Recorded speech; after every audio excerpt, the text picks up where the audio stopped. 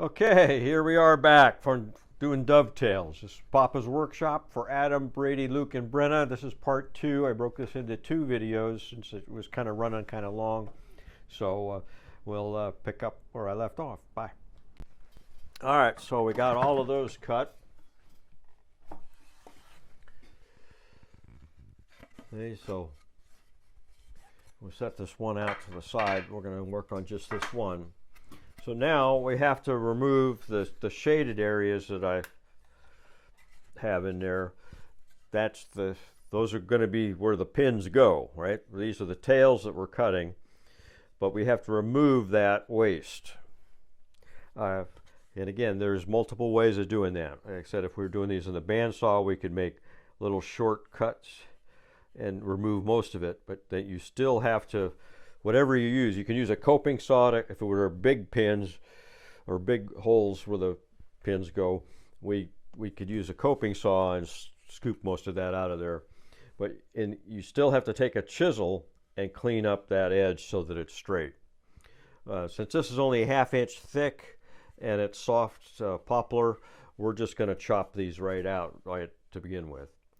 And the marking gauge gives us not only that visual line, but it allows that chisel to just fall right into that. So we start by clamping this on the bench here. I'm using what they call a Moxon vise. It lifts up gets it higher for me, so I'm not bending over so much. And so I've got a little mini workbench, and then this vise that I can do wide stuff. So let me take my 3/8 chisel, and I'm just going to follow it, and you can feel it fall right in that line. And I'm going to tap it just lightly, and you notice I'm not straight up and down. You basically have a wedge. You know, you've got the flat side of the chisel, but then the face there, so what I do is I kind of angle it so that that's just a straight spear point down. What happens if you go straight down initially, that ramp it will push the whole thing, especially on softwood, it will push it backwards. And that's not, you want to be straight down where your line is that you scribed.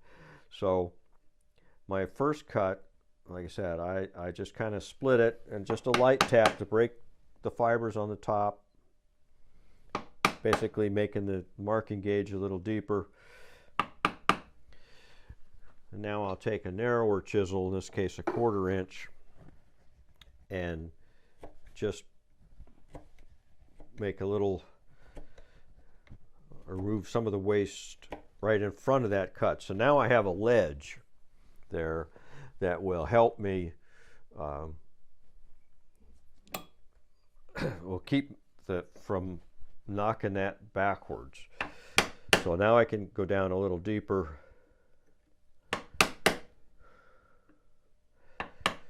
And I'm more straight.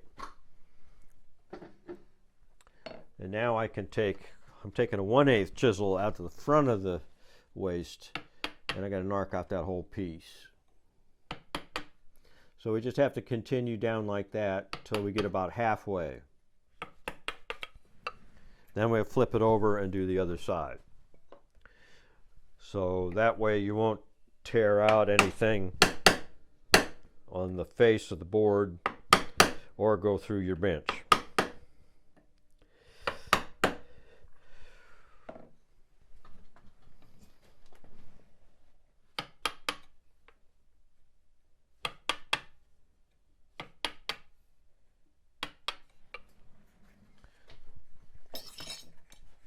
See, it doesn't take a lot of effort to do this part.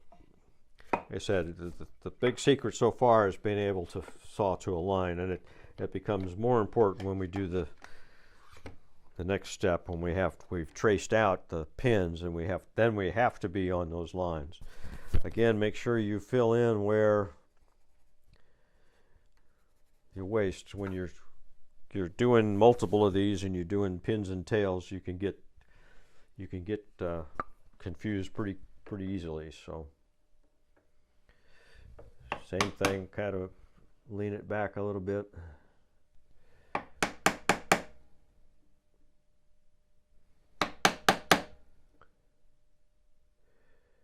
See, my saw marks weren't quite all the way down.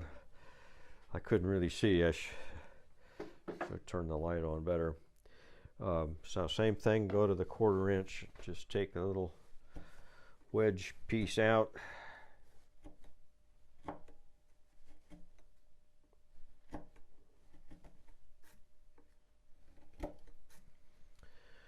And we can whack it a little harder.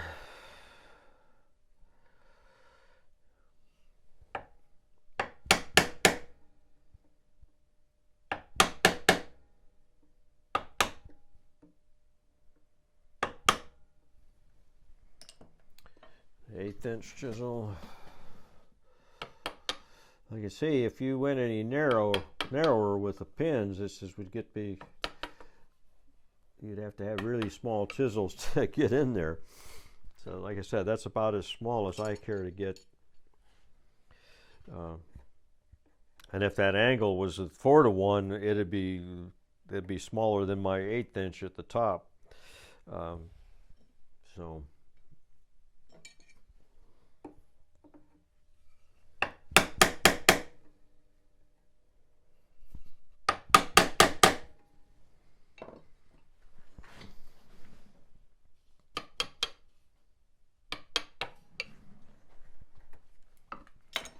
okay, one more hit.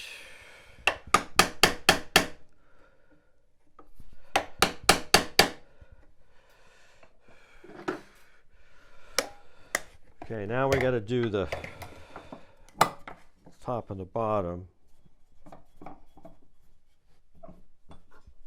So take a little wider chisel, and again we've marked it, so I've got a line to fall into. Same thing, a little hit, ramp it down. You can only go so far with the chisel, because that wedge can only go so far. Softwood you can go a little farther because it will compress it, but so you've got to clear out room for the wedge to go down to the next step. So that's why you got to go back and forth.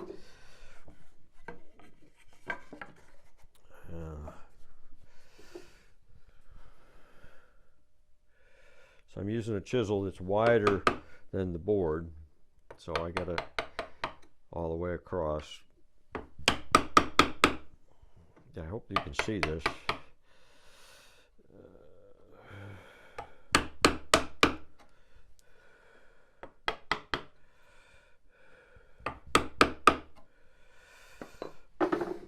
All right.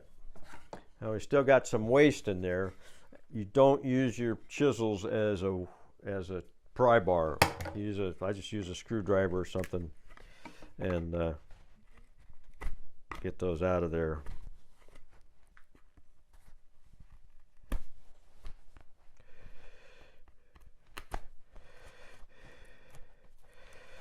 And it's pretty common to have, if you can see right in the center, there's a little bit of tear out in there where the two choppings meet. That's normal. So, but we see we still got kind of a lot of debris in there. So the next step is just take another chisel and clean that up so that we've got, because we're going to use this to trace onto the pin board, the front. We got to make sure that this is all cleared out and straight. So you want to make sure you can practice. You can see it by eye if one of these is crooked, but you want to make sure that your saw cuts were straight. And this is the time to fix it. If it's not, you take a chisel and make that straight. Otherwise, when it goes down into the hole that you create, it's either going to be wedged and try to break apart, or you're going to end up with a big gap at the top. So you need to make sure those are straight.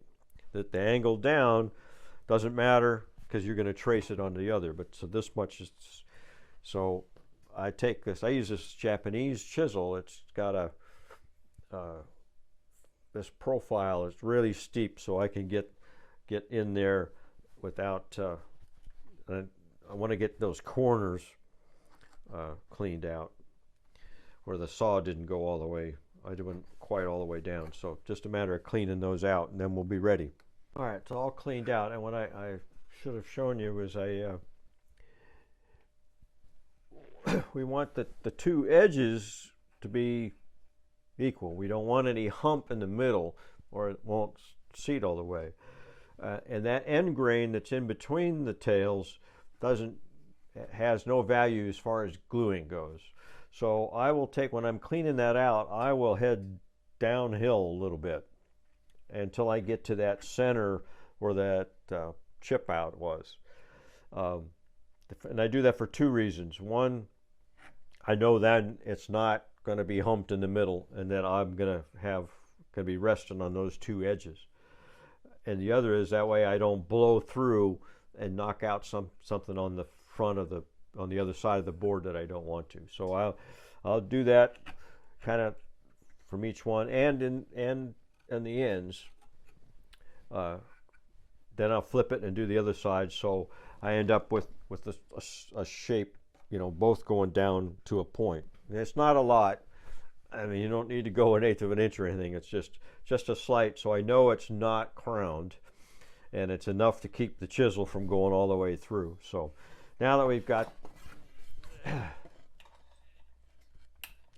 that all cut, we can trace it onto our front. So first off, I laid out the drawer with all the pieces and numbered the ends. So I went 1, 2, 3, 4. So I know that my number 4 piece, right there.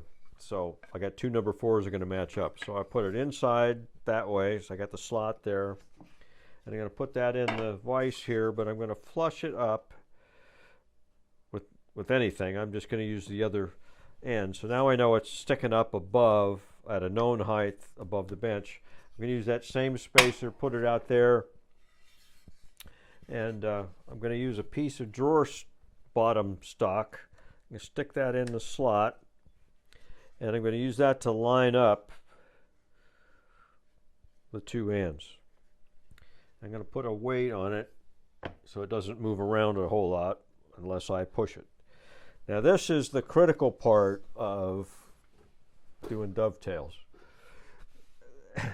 I've got on a drawer, you've got that slot to help you. If you were doing something else, and then you wouldn't have that luxury. But that's locking it in this way. But I still don't know if I'm in or out or crooked. So if you're too far in, then the pins are going to be too small and it's going to be a loose fit. If it's too far out, then the opposite. It's too tight and you can't put it together. And if it's crooked, then you're going to have one side tight and one side loose. So the way I do it is I have them just stick out just a little bit, a little proud, as they would say. So there's just a little bit, and you kind of have to feel it to know that it's straight. Like I said, if it was crooked, one would be sticking out farther than the other. But I kind of, by having it out a little bit, I'm kind of leaning towards it being too tight. So once you're sure you've got that right, you need to use a marking knife. Marking knife's a spear point, but see, it's flat on one side,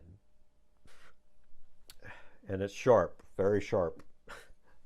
So I'm going to put that flat side against the tail, and I'm going to scribe a line on the end of that other board. And I'm going to do that on each of these tails.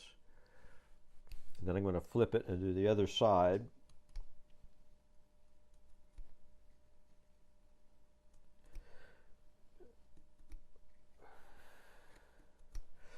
And you want to check yourself and make sure you've got them, all of them done, because it's hard to get it back in the same exact spot if you have to go back and do one over. So once that's done, now it's hard to see those. And before I go too far, I'm going to mark where the waist is going to be. You always want to mark where the waist is going to be, because when you're doing a bunch of these and you're flipping between tails and pins, it's easy to get confused. So well, what I'll do at this point is make those marks a little deeper with the chisel. We'll get those out, get that light out of there, see if you can see it better. They're really hard to see. Now I'm going to tap this lightly, and I'm headed toward the waist, or the part that I'm going to cut out. And these ones on the outside, you want to be just light taps, especially the one where the drawer slot, bottom slot is. It'll just spit that right out. So the ones in the center you can hit a little harder, but not super hard, because you got the same thing. You're doing an end grain and you're pushing a wedge in. So you want to get that chisel right in that line.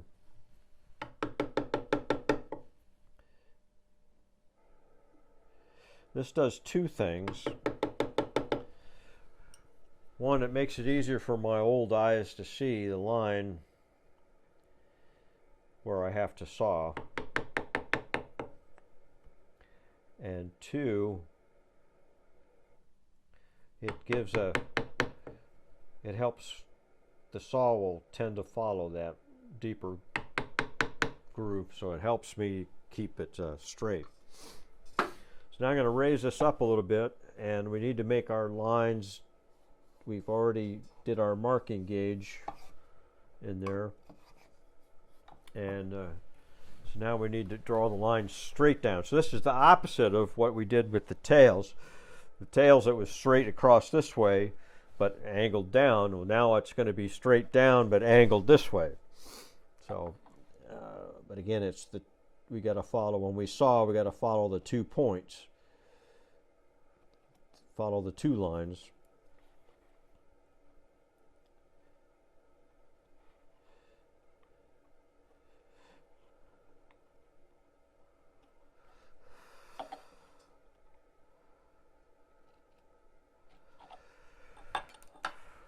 All right, and then mark the waist.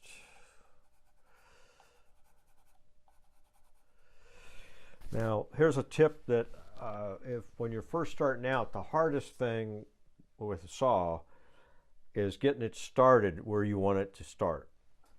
So this will help get it started where you want it. I've got the chisel that's straight up and down, but I'm angled the way the tail would be. So, and I'm just going to go in the corner. I'm just going to go a little 1/16 of an inch or so in each of the corner, and I've got the wedge part, the bevel part, over in the waist side. So I'm just making a straight cut in where the saw would start.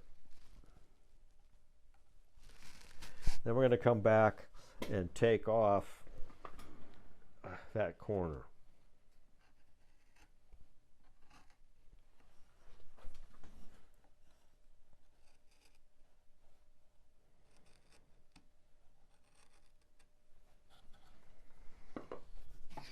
All right, so see, I got just little wedges.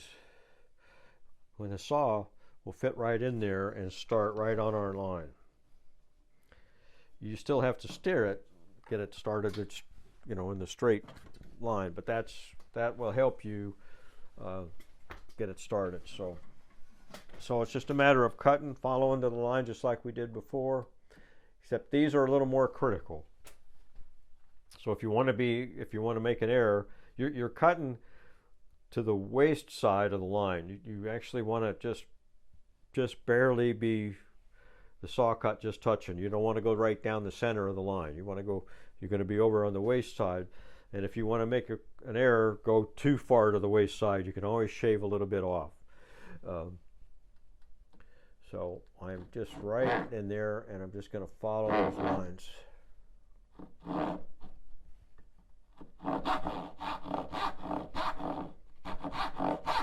I'm using my finger on the back side, you can't see it, to help me keep it lined up.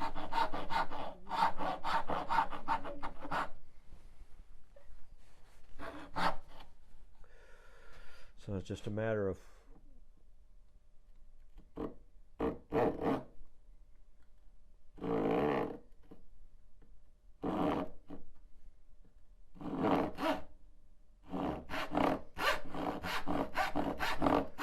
take your time on this part. Like I said, this is the one that determines what it's going to look like in the end.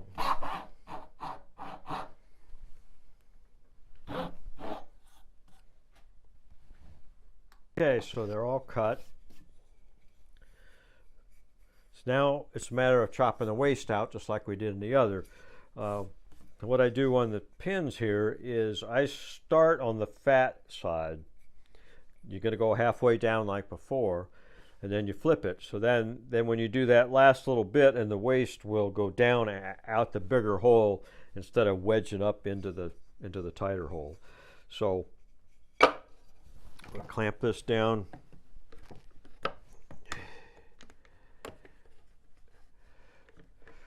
And you want to start with the widest chisel that will fit your top of it.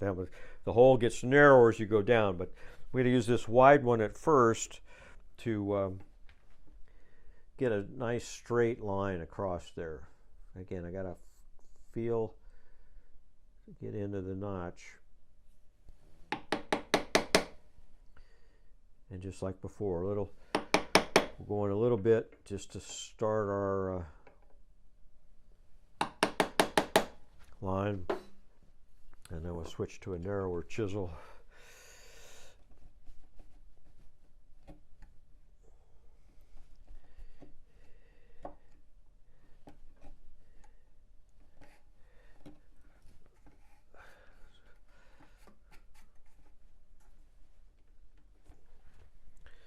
I've got a narrower chisel, and I'm going to be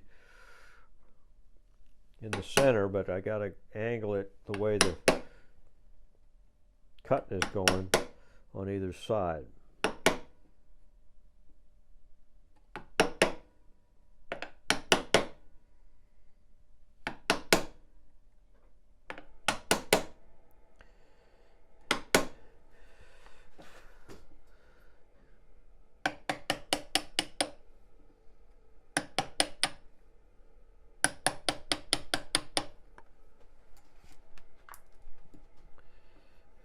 So, same as before.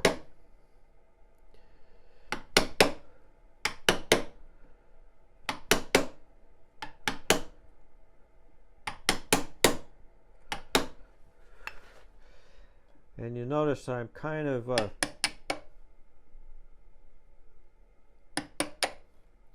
should have mentioned that when I was cleaning out that other one. The end grain right in there does not have any value as far as the gluing goes. So I'm actually kind of angling it in from each side so that I end up with a V shape in there. So then I know I'm not high in the middle. I got both edges.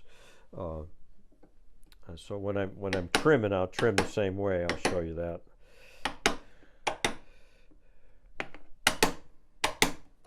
Ready to flip it. See, we got mark my waist.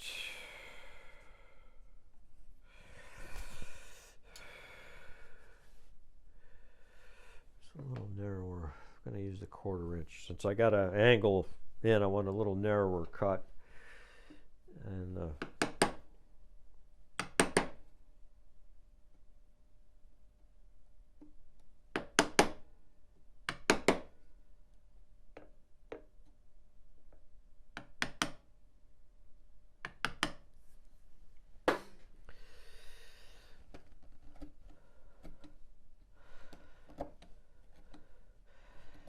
this is such a small piece, I can't really get 2 clamps on it, but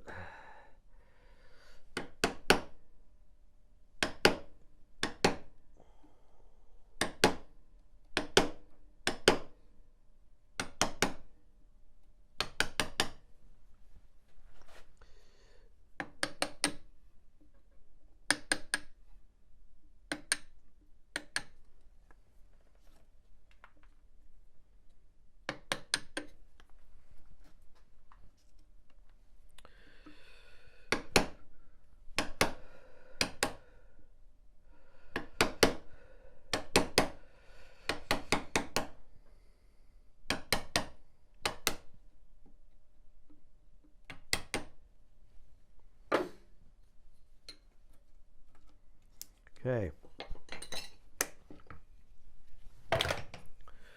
So there you have it. Now I'm going to take and just real quick clean the bottom of that. There's a little bit of debris in there, and if I'm fat anywhere. Alright, so I'll get this all trimmed out. We should be able to just fit that right in there.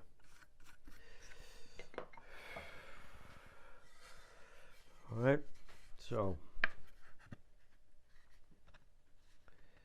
looks pretty good. I don't want it too tight. I'm afraid that the pins would. This is about right. So there we have it. See, it's not perfect, but it's close. We got our square hole. That's going to be in the back. We're not going to see it, and the front's going to be covered. So now I've got all four corners of this drawer cut, so we're ready to glue up. So let's glue that one up, and that should be it.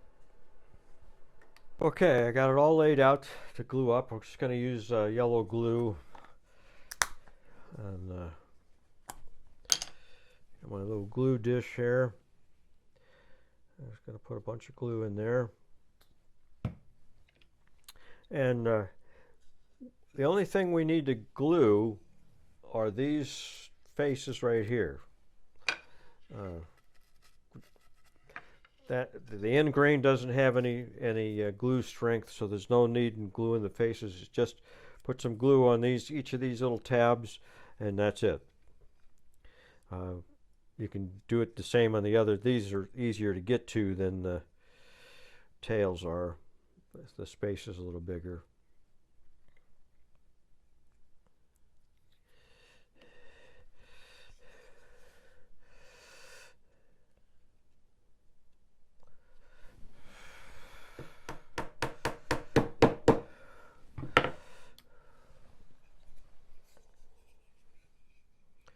Same thing.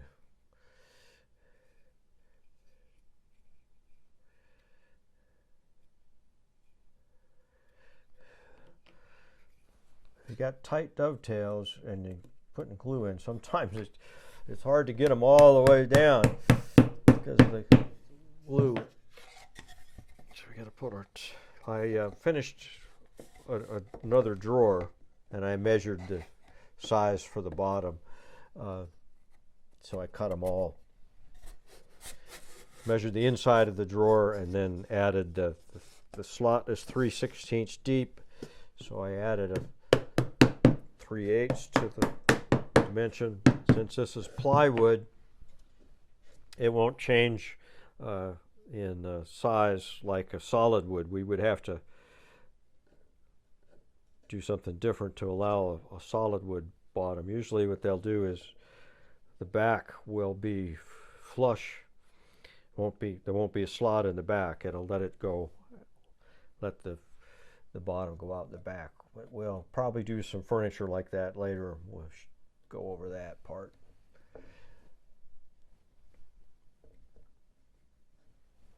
That's it.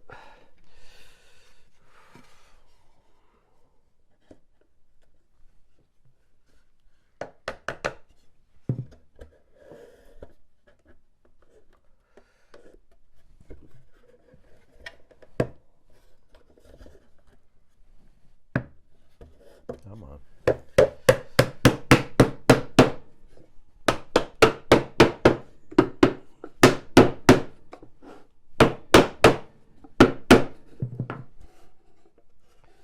All right, let's take a wet rag and get some of that squeeze out of there.